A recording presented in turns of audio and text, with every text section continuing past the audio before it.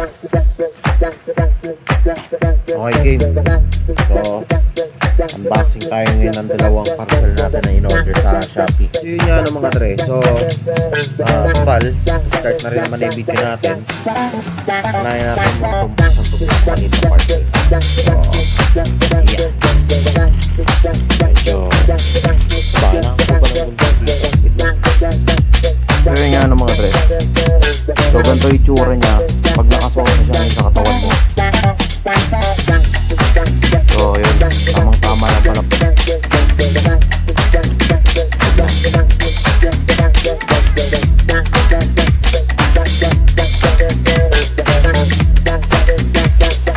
Magiging content ng mundo talaga natin yun is mga unboxing lang. So anyways, wala siyang bubble wrap. Pero ito tingnan natin. Yung pinabid din lang ngayon masyado wala kang bubble wrap. Nakapagtataka naman. Ayan. So, nakadoble. Maganda kasi ito mukha na bubble wrap to.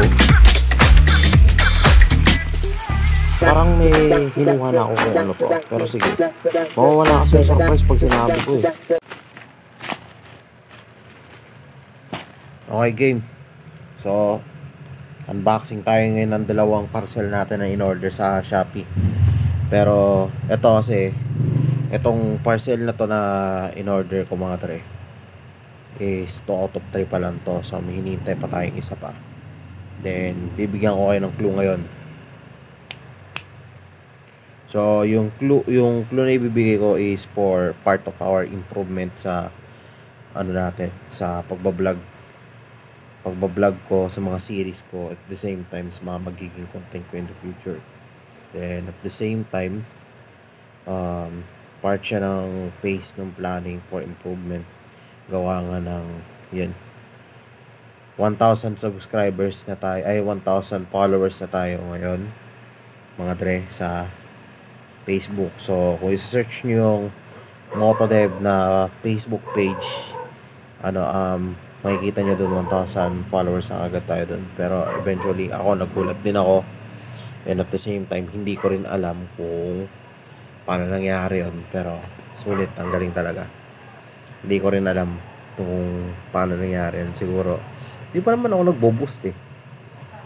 So yan.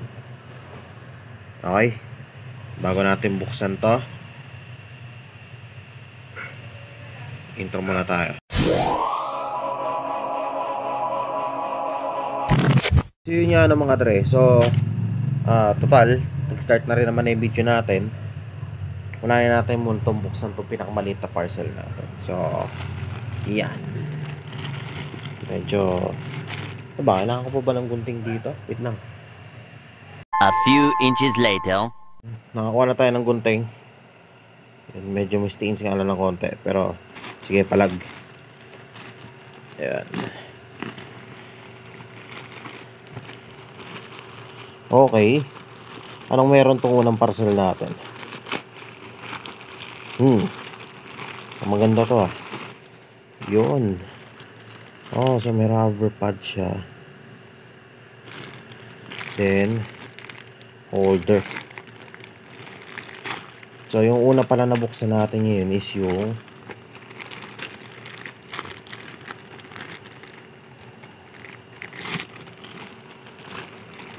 body strap set. So para saan to?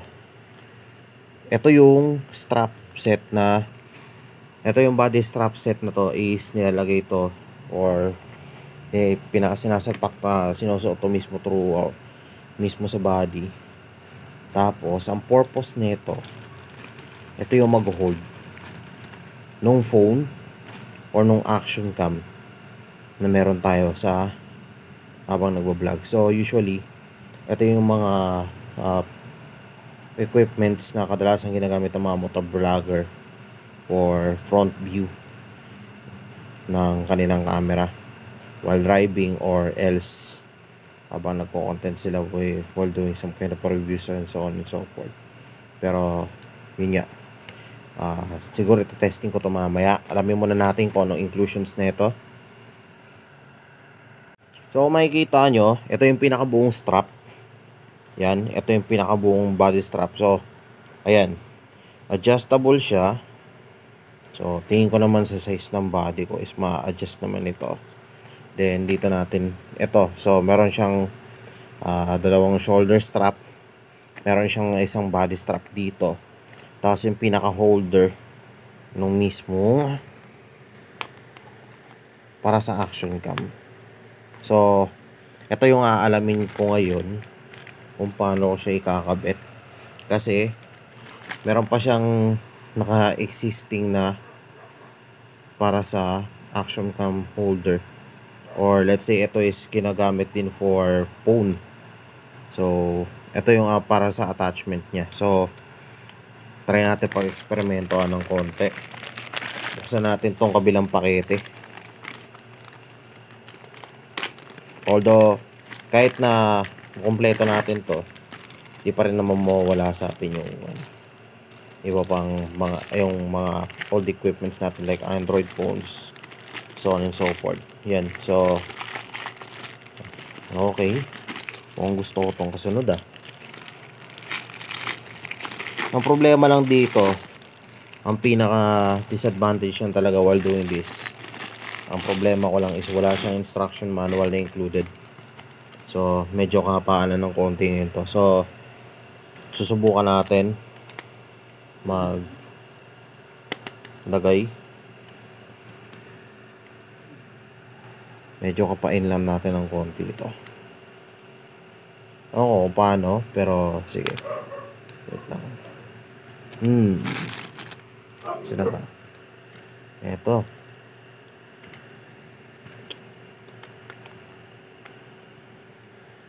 Try natin ako.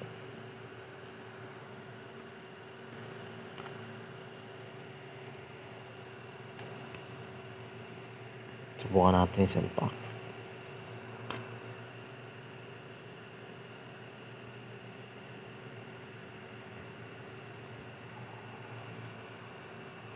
Mukhang kaya naman pala. Kaya ito na instruction manual. So ito yung pang action cam. Na-attach na natin kaagad. Then let's see kung magawa natin na ipasok yung sa phone.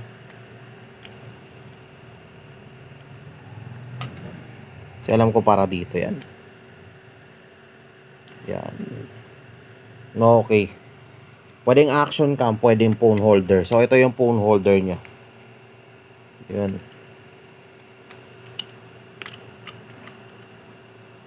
Tapos dito natin susubukang ilagay. Ayan yung screw.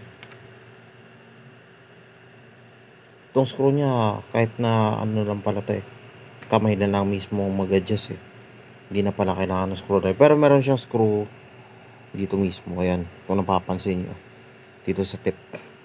So ayan, ito ang purpose nito is para higpitan lang.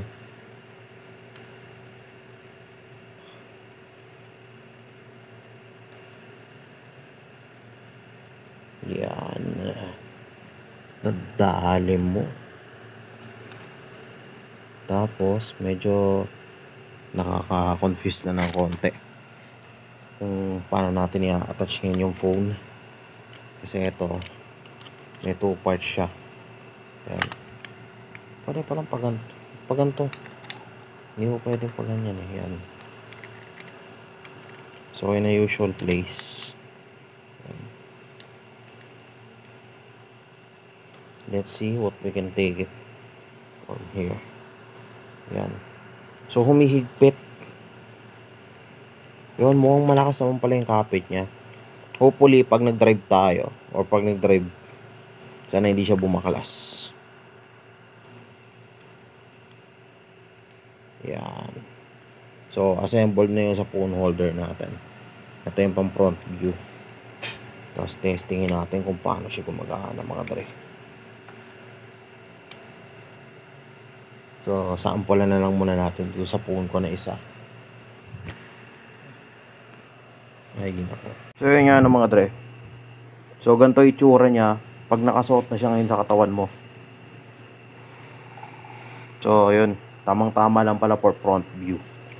So, Ang masasabi ko lang sa produkto na to, all goods. So tamang tama para sa gagawin nating improvement sa pag-content. Yan, highly recommended.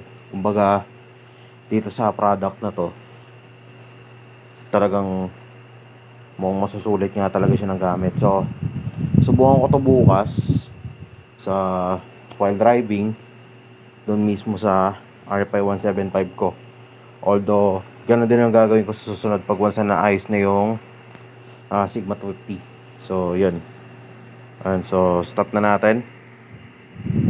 Front view na front view. Stabilize kumbaga. So, tapos na tayo sa pinaka body strap. Nagkaroon tayo ng instant body cam ngayon using Android. Tsaka tong body strap na inavail ko kay Shopee. So yun, technically sabihin ko sa inyo hindi to sponsored. Ito is binili natin all the way through. So yung susunod na item nabubuksan natin, alamin natin kung ano to, ano yung dumating. Yan. Medyo may kalakihan lang. Pero sige, goods yan.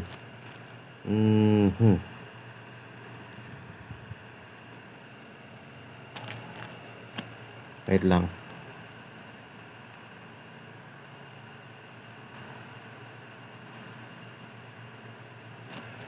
Ang magiging content lang muna talaga natin yan is more unboxing lang. So, yun. Anyways, wala siyang bubble wrap. Pero to tingnan natin. Kung tinipid nila ngayon masyado walang bubble wrap Nakapagtataka naman. Ayan. So, nakadoble. Maganda kasi ito mukhang na bubble wrap to. Parang may hinuha na ako kung ano to. Pero sige. Mawawala kasi yung surprise pag sinabi ko Maganda nang malaman nila yung pag binuksan na natin, syempre. Yan. Dikit. Yan. Okay. Ay, yun lang. Parang medyo pangit lang yung packaging. Pero sige. Gusto ko makita to. Kasi pakiramdam ko ito yung hinihintay ko Yan.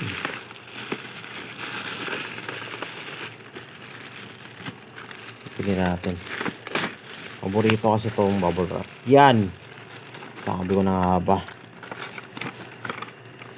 Ito yung action cam na hinihintay ko. So, meron sa action cam na to. Anong merong inclusions dito? Tingnan natin kung anong mga bagay meron dito sa loob. Okay. So, unahin na natin tong action cam. So, based dito, ang resolution niya is 1080 pixels. Sports camera. Then, pwede siyang ilagay sa helmet. Pwede siyang ilagay sa mount. Or i-mount mismo sa manibela natin. Or kahit anong klase ng attachments. Then, kagaya nung sinabi ko kanina, pwede natin siyang ilagay dito sa body strap. So, if ever na wala tayong phone, pwede natin kung mayroon tayong action cam, replace lang natin. So, sa nakikita ko, maganda yung casing Pero bago natin bago natin kalikutan ng buo, alamin muna natin yung specs nito. Okay, so ito is brand X. Siguro sports cam lang nakalagay sports cam lang. So, waterproof, 30 meters. Full HD with 1080 pixels. Then, ang specifications nito is 1080 pixels ngayon nga. Then, waterproof. Ang video niya naman is 1090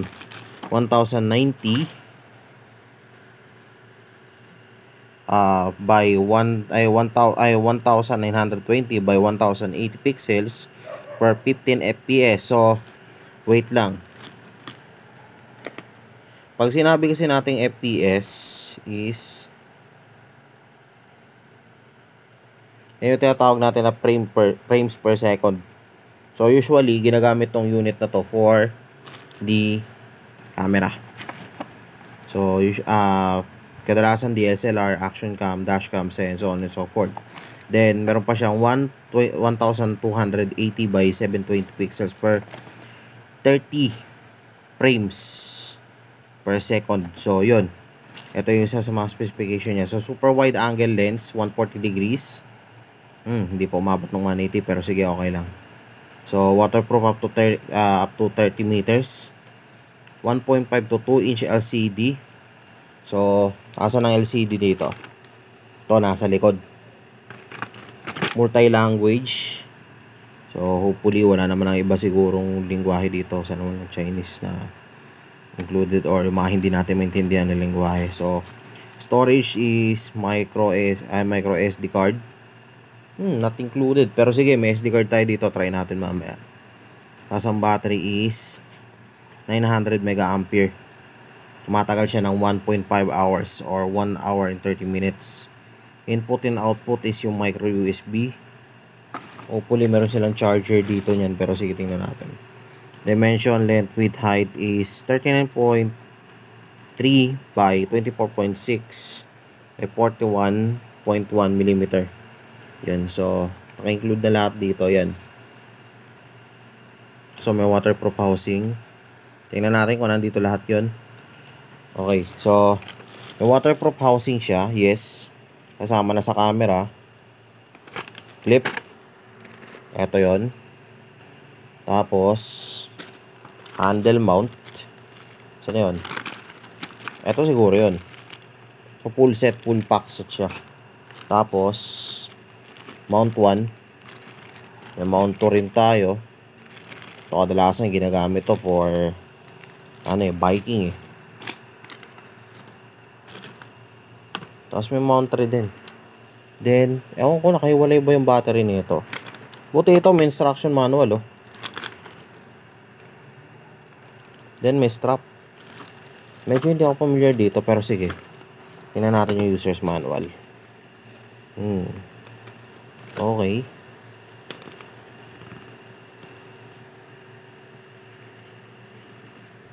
Medyo confusing tong part na to.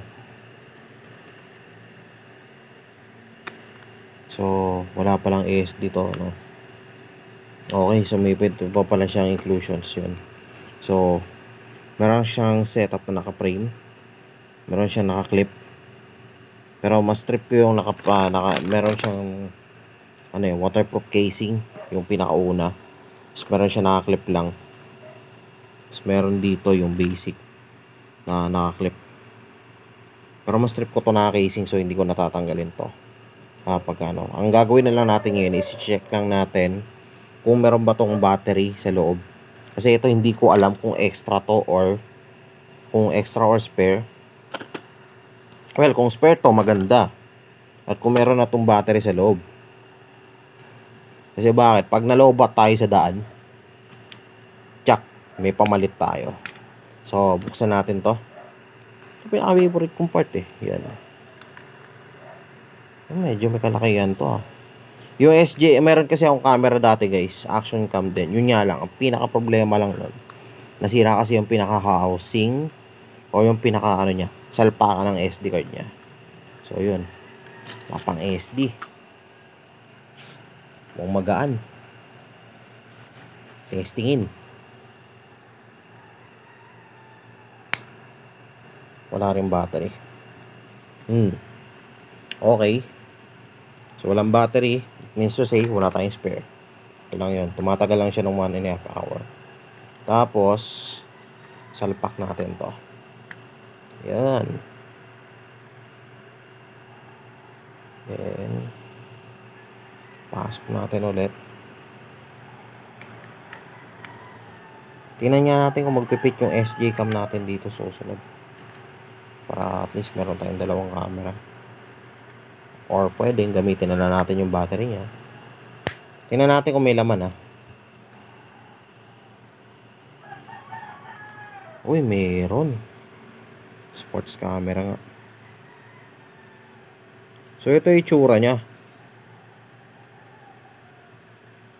Hindi. Okay. So, ang goods din naman.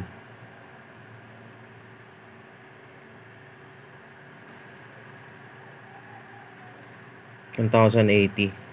So ito yung gagamitin natin yung pang motovlog. Tapos off natin.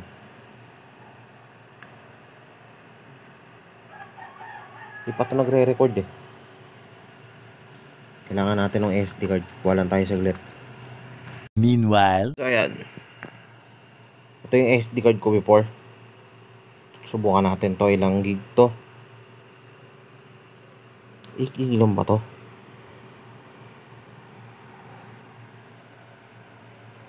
Mga 8 gig. Sige, try natin.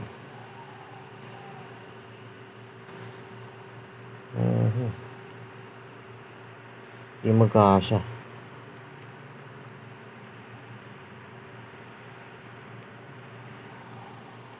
Let's try natin. Mare-recognize. Okay, parang may gas-gas na to. Yan. Yun. Ay, wala siya nare-recognize na SD. So, it means to say, may diferensya yung SD card ko.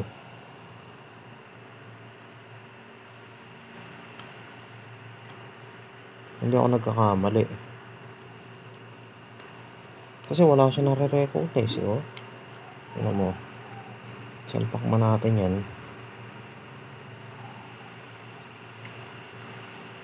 No card.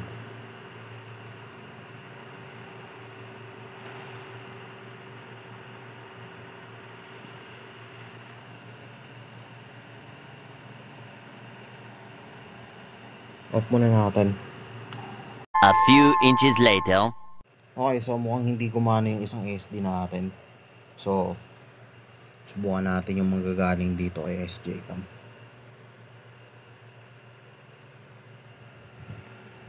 Actually, di naman talaga ako magpapalit ng camera.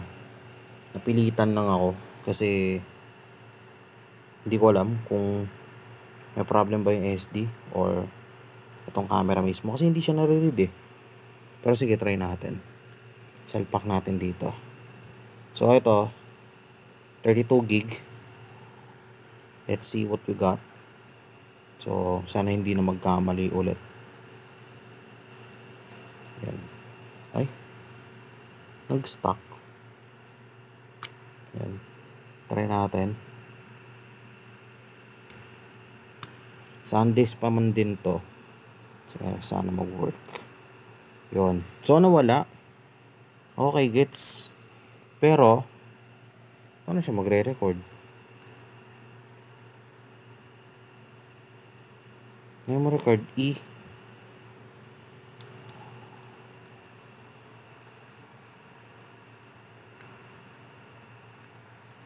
Ulit tayo sa setup.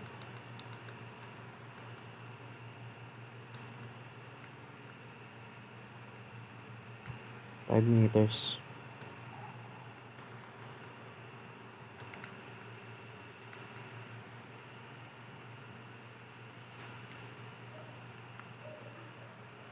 Okay, card full. So, kailangan natin gawin format.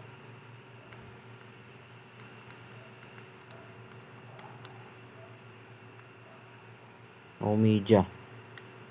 Pero full. Galing ah. Mukhang masaklap nito lahat ng SD ata natin. May diferensya. So, video mode tayo. Screensaver. Tignan natin yung size. Video time 3 minutes, 5 minutes. Off muna natin.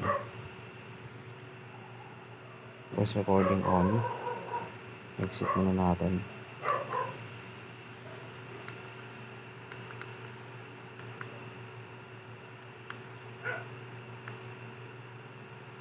May kanya-kanya pala siyang switching modes kapag pinipindot mo yung power. Yun. So,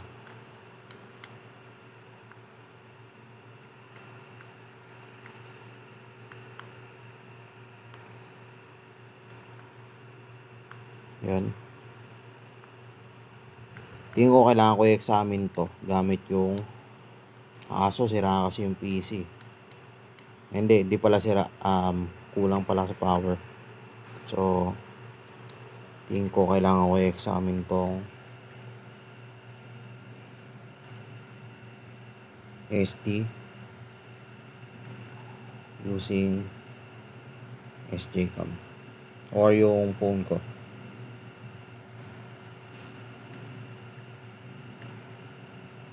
Yan. Format, next menu. Execute natin to. Try muna natin to before natin na-examine dun sa phone. So mukhang okay na siya. Exit na natin. Yan. Tapos try natin mag-record.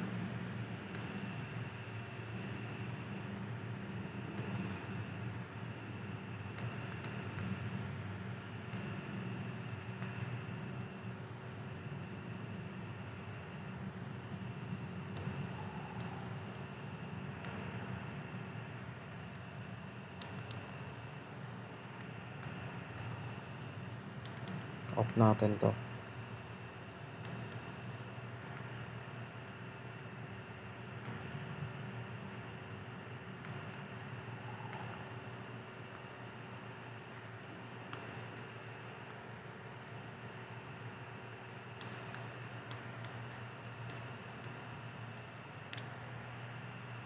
So try natin.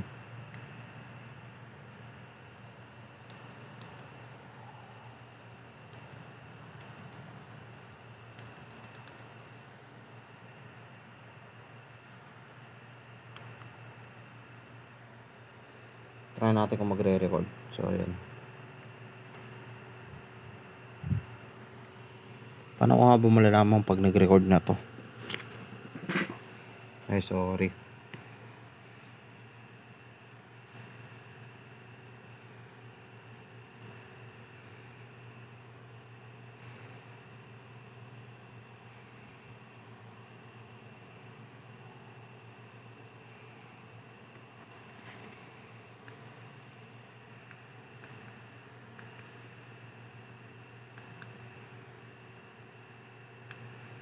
And switching modes.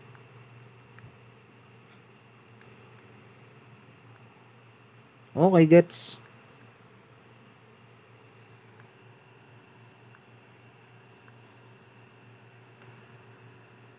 Oh, now I get it. So pag nagpakita pala tong red dot na to, meaning to say nagre-record na yan.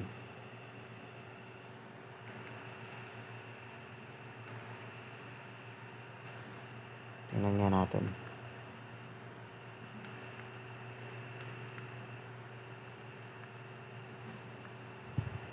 Wala pa rin media.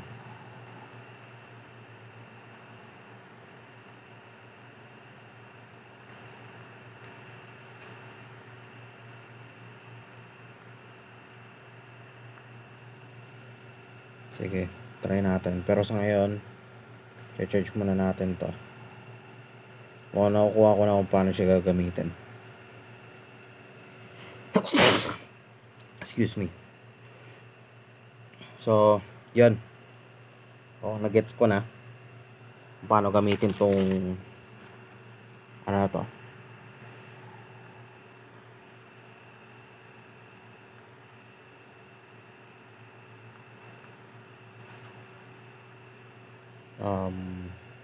Camera na to. Pero sige, check natin kung ano yung magiging laman nito. Tingnan natin. Bunutin muna natin yung SD card. Then, reviewin natin lahat ng laman. Ay-review naman natin yan lahat kanina. Pero, elaborate lang natin for the meantime. So, off muna natin. So, i-charge natin to and we're going to get ready for tomorrow. Yan. So, ito muna yung pinaka-solid na SD na gagamitin natin ngayon. So, yung SanDisk 32GB. Tapos, casing, clip. So, for me, the best choice na gamitin is tong casing. Bakit? Itong casing kasi is for all around po. Pwede nito protektahan yung camera mo through rain or any kind of condition. Especially ito, meron siyang pinakamagandang part na kung saan itong casing niya has already a protector for the screen. Kasi bakit? Sobrang halaga nito. Kasi yung lente ng camera, bawal na bawal magasgasan yan. And at the same time, if you're going to do that one, na halimbawa meron ka nito, laban-laban ka kasi malaki kasi ang chances na malaki kasi ang pwedeng maging epekto pag nabasag yung lente or magkaroon ng damage yung lente ng camera mo. Especially kahit naman sa mga videographers, ganun eh. So, imbis na maglagay ako ng lente, ito na yung pinaka-fix na gagamitin natin. Pero try natin kung kasya dito yun. Ang kasya din yung SJ cam ah. Tanong ba, meron bang charge to?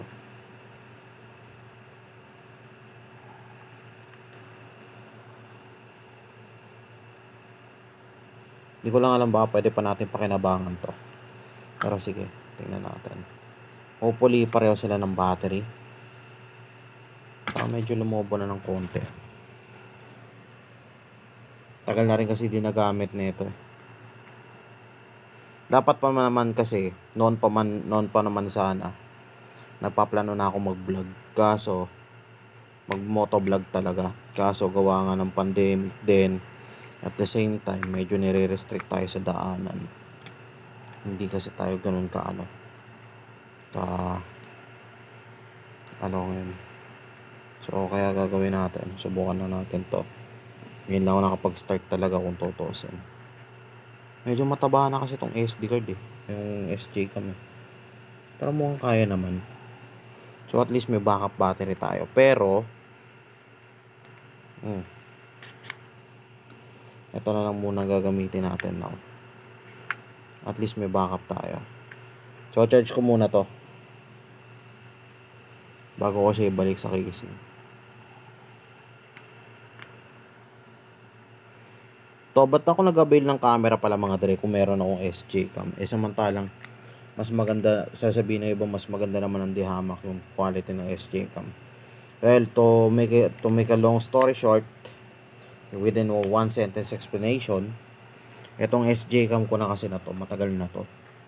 Then supposedly meron ng mga ilang defects na ako na i-encounter dito within this camera.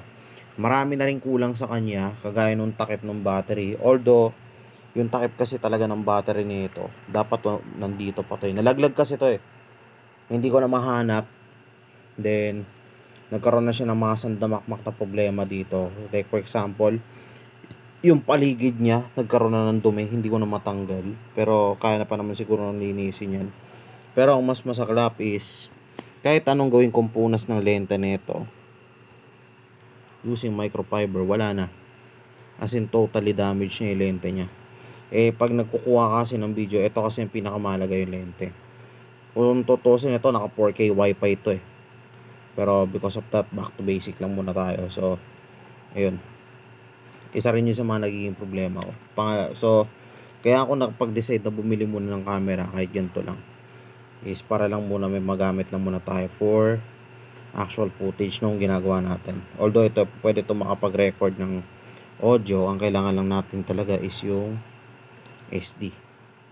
So, hindi ko alam kung ano nangyari sa isang SD ko. Pero sige, subukan natin gawa ng paraan to.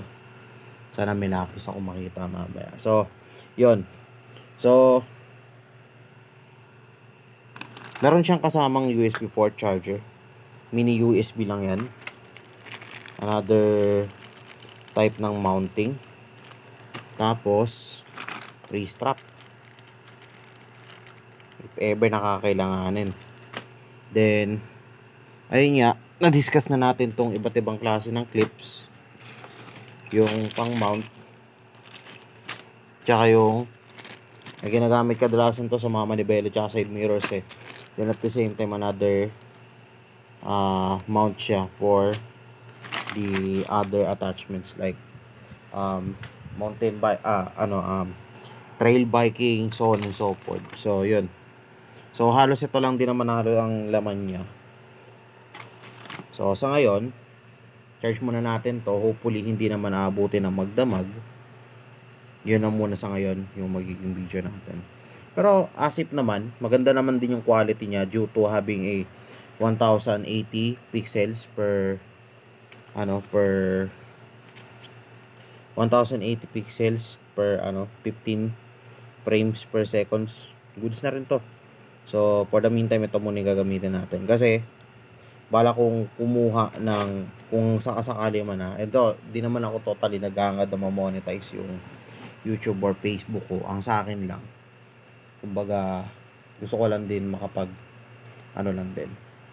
setup ng, syempre, paggustuhan ko rin naman mag-motovlog, then at the same time, mabigay ko na rin mga pag-share lang din naman ako ng knowledge sa iba pang mga aspiring katulad ko. Kaya syempre, para magiging diary na rin lahat ng mga pupuntahan ko at the same time. Ano na lang din, bonus na lang sa akin yung kita eh. Pero kung sakali mamonetize man ako dito, gusto sa akin yun, pwede ko pambili ng panibagong camera, either Insta360 or another type of action cam. Pwede tayo mag-upgrade into SD cam or GoPro soon. Pero sige, huwag na muna natin yan. Masyadong isipin yan. Kasi wala naman akong pakialam sa pera. Kikitain ko dito eh. Ang sa akin lang, gusto ko lang mag-record ng video sa kung anong ginagawa ko. Ito walang halong ka-plastic ang to mga dre. Ginagawa ko lang talaga to for as my part of my hobby. Since yun nga, medyo nahihilig na tayo sa motor recently. Then ayun na lang din tayo, na humaling na din tayo. Kasi parang naging part siya ng pag-move on ko dati sa mga past few events of my life na sobrang negative na nangyari sa akin. Then eventually marami akong mga bagay na nakikita na sobrang ganda na po pwedeng gawin. Although, may motorsiklo rin kasi ako eh. Sayang naman. So, ang ganda ng buhay natin, ba't hindi natin gawing adventurous, then at the same time, record natin. Try lang natin. Malay mo naman. Diba? Di tayo naghahangad ng pera. Naghahangad lang tayo ng pagkakasiyahan lang natin. O anong pagkakatuwaan. Para sa akin, hobby lang to. Wala akong pakialam sa pera. Wala akong pakialam kung manonood din kayo. Yun lang. So, yun. So, hopefully, gustuhan nyo itong video na to. So, sa ngayon yun na lang muna mga dali. Tayo natin yung isang item. Yun, i-review natin yun. Tapos susukatin natin sa helmet yun. Nagka-idea na ako pero ayoko munang sabihin sa ngayon. Kasi gusto ko, kung bubuksan ko siya, surprise yun. Katulad ng ginawa natin. So, yun nga na madre. Daling araw na. It's already 2:27 AM, Sunday. So, yun. Kita-kits na lang muna mamaya. May upload pa ako sa pang-content. So, yun na lang muna. Out. So, yun nga mga tres. Tinagal-tagal. Dahil lang ito dumating. So, ito yung 3 out of 3 parcel natin. Which is part ng project natin. So, tingnan muna natin. Ano naman.